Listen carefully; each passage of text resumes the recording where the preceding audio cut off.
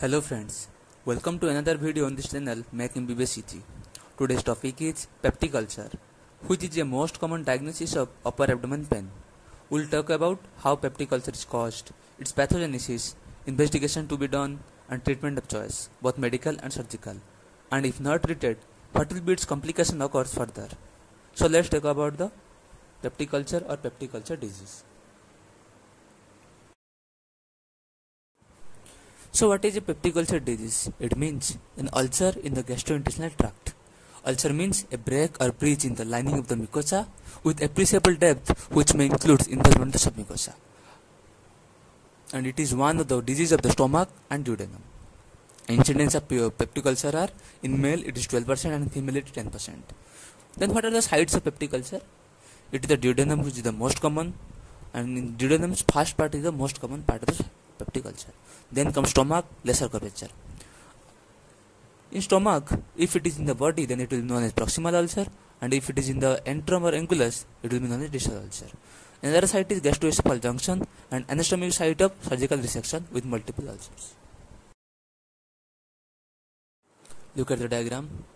How a normal stomach with abdomen is look like esophagus, stomach, duodenum. But when ulcer occurs at the sides, like most common sides of like lesser curvature or duodenum first part, how it looks like. First, see the difference between erosion and ulcer, acute ulcer and chronic ulcer. And chronic ulcer may result in scarring in later stage. I mean ulcer, how it appears into mucosa, submucosa, muscular propria. Then comes the pathogenesis of the peptic ulcer. How this peptic ulcer is caused. Normally, there is two opposing sides of forces which kept stomach in a normal state. Damaging force and defensive force. Damaging force, what it causes? It is capable of inducing mucosal injury because it consists HCl and pepsinogen, which are gastric acids, and these can induce mucosal injury. Then what is defensive force? Defensive force means which can defend these damaging forces. It has three levels of barrier composed of pre-epithelial, epithelial and subepithelial layers. Pre-epithelial barrier means it includes surface mucous secretion and bicarbonate secretion, and these will be responsible to defend the acids because these are the bases. Epithelial barrier, it have a regenerative capacity and constitute prostaglandins, and subepithelial barrier is have rich mucosal blood flow and leukocytes. So basically we have three stages, like in normal, what is the normal process, then how injury causes, and finally the ulcer, how it progress to ulcer. In normal, the damaging forces and defensive forces, how it balanced. In injury, how the imbalance is occurred, and in final, how the ulcer is formed.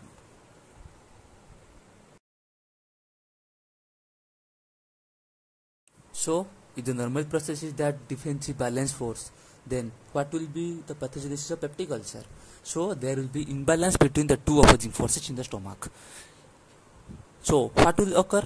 In defensive forces, it will result into disruption of any of the protective mechanism, like epithelial, the three epithelial barrier, there will be disruption of the protective mechanism. And damaging forces, it will increase the damage and it cause into direct mucosal injury.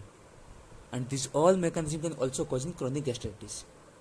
So what are the causes? In impaired damaging forces, the causes are H. pylori infection, NSAIDs, painkillers, cigarette smoking, alcohol, hyperacidity, spicy or junk foods, or high dose corticosteroid, which is a rare cause. And in what are the causes of impaired defensive forces? The causes are like ischemia, shock, delayed gastric emptying, and host factors. So these are the causes of the peptic ulcer. Then comes the types of peptic ulcer. The types here will be dependent on the duration and depending on the sites. Depending on the duration, the sites, the types here, acute peptic ulcer and chronic peptic ulcer. Initially it will be acute, and in further progression it will convert into chronic peptic ulcer. And depending on the sites, it can be chronic gastric ulcer at lesser curvature, chronic duodenal ulcer at first part of the duodenum, or combined like gastric ulcer type 2 or Jolene-Ellison syndrome. And the anastomotic site at margins of gastroduodenal anastomosis in patients undergoing distal gastric resection. And what are the symptoms of a peptic ulcer? How will you know it may or may not be a peptic ulcer? The symptoms are recurrent episodes of abdominal pain. It will be most common presentation and has three notable characters like pain localized to epigastrium, burning character, radiating, and unnatural. It can be hunger pain. Pain occurs on empty stomach and relieved by food or drugs like antacids.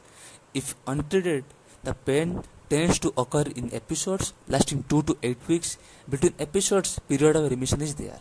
Other symptoms are heartburn, like restorational burning like pain, water flash or salivation, acidic regurgitation, loss of appetite, vomiting, nausea and anorexia. Then come gastric ulcer and duodenal ulcer, because we have two main common sites, that is stomach and duodenum. So what is the difference between gastric ulcer and duodenal ulcer? Gastric ulcer, it is the site is along the lesser curvature, duodenal is first part of the duodenum, and most commonly duodenal ulcer, and acid level will be high in duodenal ulcer, and H. pylori infection will associate highly in duodenal ulcer. So duodenal ulcer is the most common, and all the causes and specifically will be in duodenal ulcer. Remission is more in peptic ulcer, duodenal ulcer, night pain, heartburn. All the symptoms will be most common in duodenal ulcer.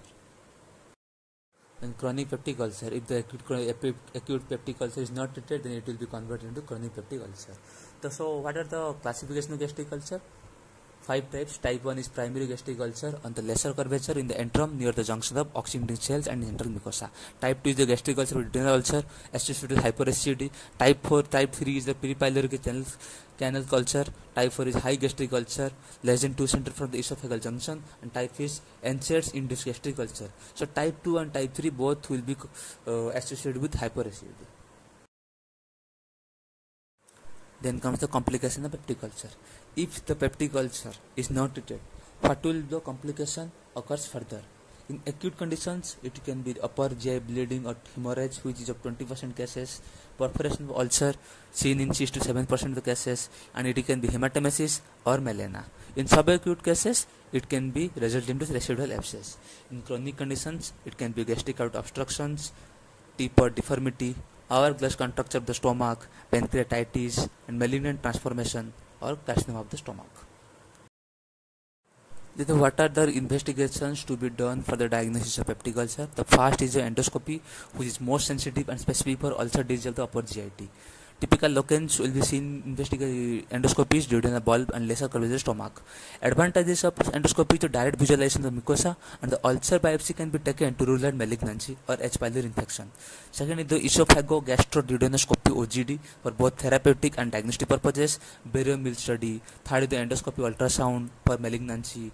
Etiological diagnosis to know the risk factors like H. pylori if associated or not.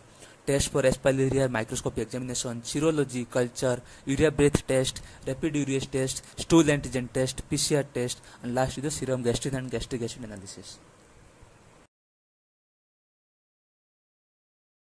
So, you diagnosed a case of peptic ulcer. So, how will you manage this case?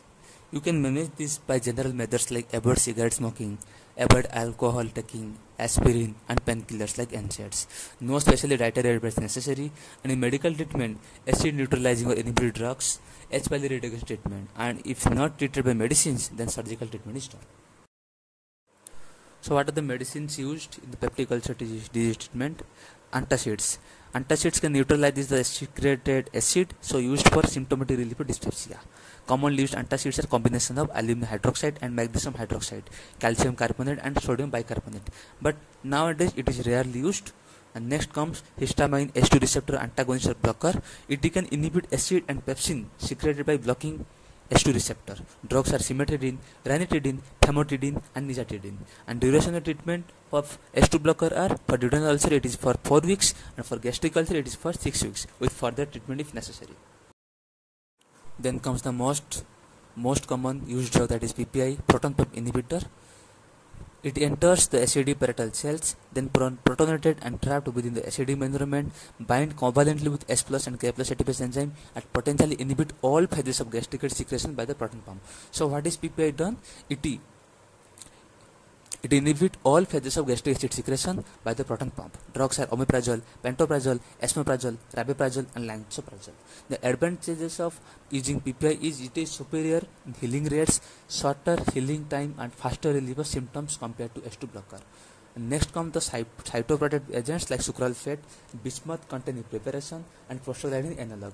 It causes? It bind to sites of active ulceration, acts as a protective barrier over the ulcer. So the ulcer sites will be protected by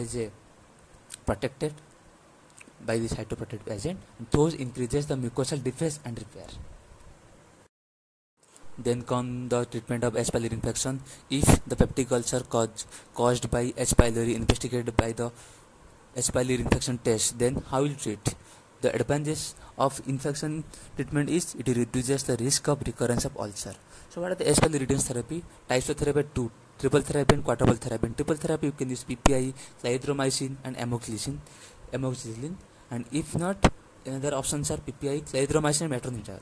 In quadruple therapy you have bismuth, subsalicylate, metronidazole, tetracycline with PPI or H2 receptor antagonist twice a daily each boost. So you have tried all the medical medicines you have taken, but the disease is not treated. That means it may have further converted into some chronic infection. So the treatment will be the surgical choice, surgical management. The indications of surgery are intractable pain, not respond to any medical treatment or anti-H. pylori regime, frequent relapses occurs, complications like gastric obstruction and hemorrhage will be there. So what is the surgery for duodenal ulcer? The first or most common option is the highly selective vagotomy, HSV, which is also called as parietal cell vagotomy or proximal gastric vagotomy. Next option is the total truncal abdominal vagotomy with gastrointestinal or myo or pyloroplasty. Third is the vagotomy or enterectomy. Then what are the surgery for gastric ulcer? First is Billroth-1 partial gastrectomy. Partial gastrectomy done including removal of the ulcer followed by gastroduodenal anastomosis. Next is Billroth-2 gastrectomy, and gastrectomy is done below the ulcer and remnant of stomach anastomosis to a jejunum loop. That will be gastrojejunal anastomosis, indicated when gastric ulcer is located in lesser curvature. Third is the HSB, highly selective vagotomy with excision of the ulcer. In type 4 gastric ulcer, you have Patchard's procedure, Sisson's procedure for stable patient, and Kelly-Medliner operation for unstable patients. So these are the surgeries for gastric ulcers. So that's all for today's topic, that is peptic ulcer. Thank you for watching. If you like this video, do like and subscribe the channel. Thank you.